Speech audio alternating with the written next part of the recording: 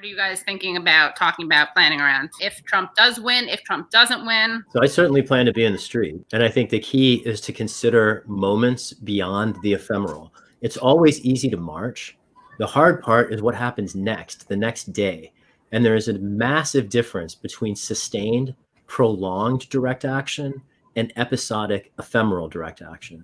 And in an ideal world, I say this a lot, like the one ring to rule them all, the thing we can most powerfully execute were we in a position to, which I feel we are not, is a general strike. Sustained, prolonged work stoppage, frankly, will force any system to a halt. And for us to execute a general strike with any degree of teeth and depth and sustainability, we have to have enough community resiliency that people don't need the market.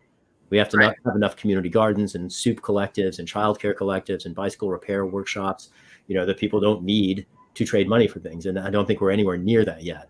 The short of that, occupation of public space, I think, is sort of the next rung down. It creates a crisis of legitimacy for the system. The most important thing here is it can bring people together. It's really hard to do it during a pandemic, right? And so that's one of the particular concerns for me, is that the established models of activism that we have that are very well suited to normal times, frankly, put people at risk at the moment. If there's any bright lining in the dark cloud of 2020, it's that when we were all in the streets together and have been over the course of several months, particularly responding to the murders of George Floyd and Breonna Taylor, that, frankly, more people didn't get sick then. I think a lot of people at the time weren't sure how much risk we were putting ourselves and each other at. And frankly, it's one of the reasons I'm so proud of our country, in spite of the ditch into which we've been driven by our leaders, because people did show up at a time, frankly, when it was not clear that it was safe to do so, and even at risk to ourselves. We showed up for our neighbors. And I think of that as an equal and equally resounding counterpoint to the failure of the institutional system that we are challenging at the moment. So I just say that whatever people do on Tuesday or Wednesday, the real question is what happens on Thursday and Friday. And if we build the networks to enable sustained action, that can create the crisis of legitimacy for some real movement to happen. Yeah, I totally agree with that. I think those networks have been, at least they've been building and growing for many years. I would say this year, particularly the networks that contribute to the resiliency, like things around mutual aid and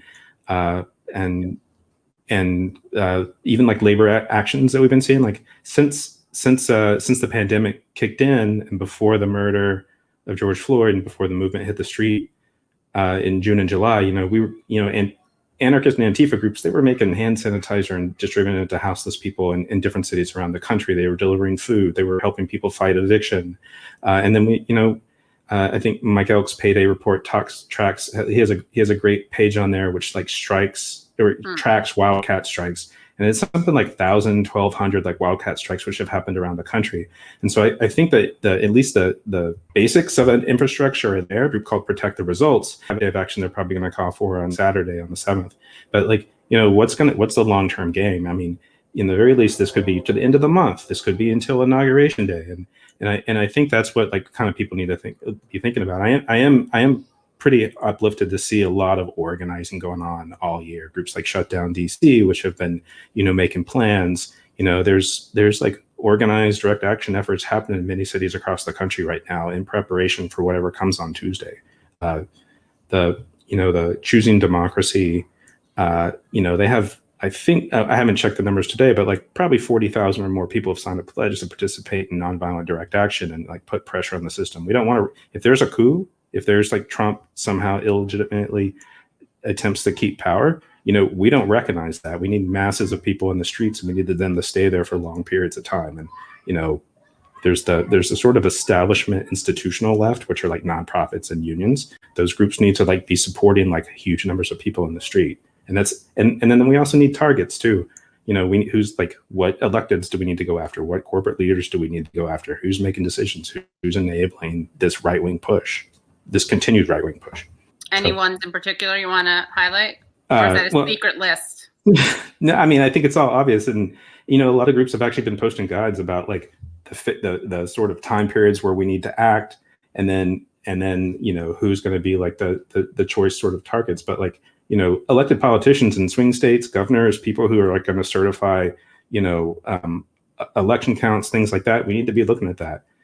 Your county board of electors, if you're in a swing county, like go look at that. And then like, I actually personally think that like the people who communicate the right-wing message in an unfiltered way, like companies like Twitter and Facebook, like let's be talking about them. Ooh, them's fighting words, maybe for Shahid. Yeah. Maybe not. I have been alarmed by some of the content moderation debates around the online platforms. I'll just say about to the audience and folks contemplating direct action, this is a really important time to be aware of digital security and your own risk parameters.